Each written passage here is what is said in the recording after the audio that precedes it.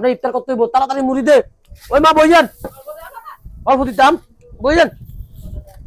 দেখছেন অবস্থাটা, ভিডিও করতে করতে আজান দিয়ে লাগে। হ্যালো বাংলাদেশ, আসসালামু আলাইকুম। সবাই কেমন আছেন? আশা করি সবাই অনেক ভালো আছেন। আমি আজকে জহির অনেক অনেক অনেক ভালো আছি। ভালো থাকার একটাই কারণ, আজকে আমি আবারও চলে আসছি আপনাদের জন্য ঘরোয়া পরিবেশে একটা ঘরোয়া ইফতার নিয়ে।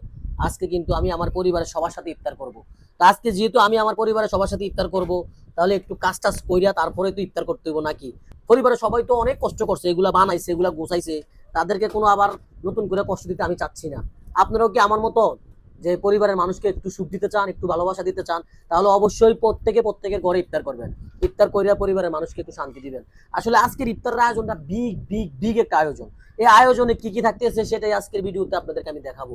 আসলে আজকের ইফতারের আয়োজনটা আসলে অন্যরকম একটা আয়োজন।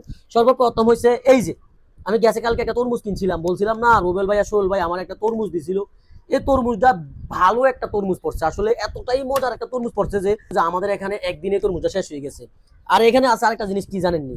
এই যে আপনারা যারা যাই আঙ্কুর কিনেন, তারা মনে করেন যে আঙ্কুর কিনতে সময় যেটা জইরা যায়, এই জরা আঙ্কুরটা কিন্তু আজকে আমি কিনে লই আইছি, কেজি মাত্র 250 টাকা দিয়া।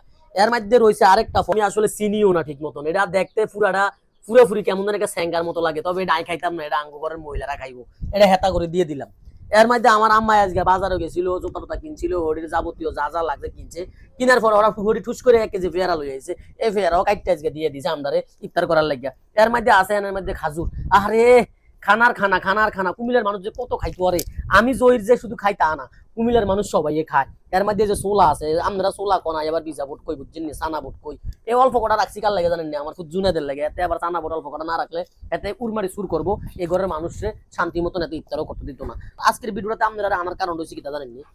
আজকে আমি বাড়িতে ইফতার করতেছি। আরে কত মজা করে বাড়িতে ইফতার করে আমি পরিবারের সবার সাথে আরে দিয়ে সব করাইতেছে। এটা আপনারা সাক্ষী থেকে গেলেন। আসলে ভিডিওর মধ্যে সাক্ষী থাকা মানে কিটা জানেননি?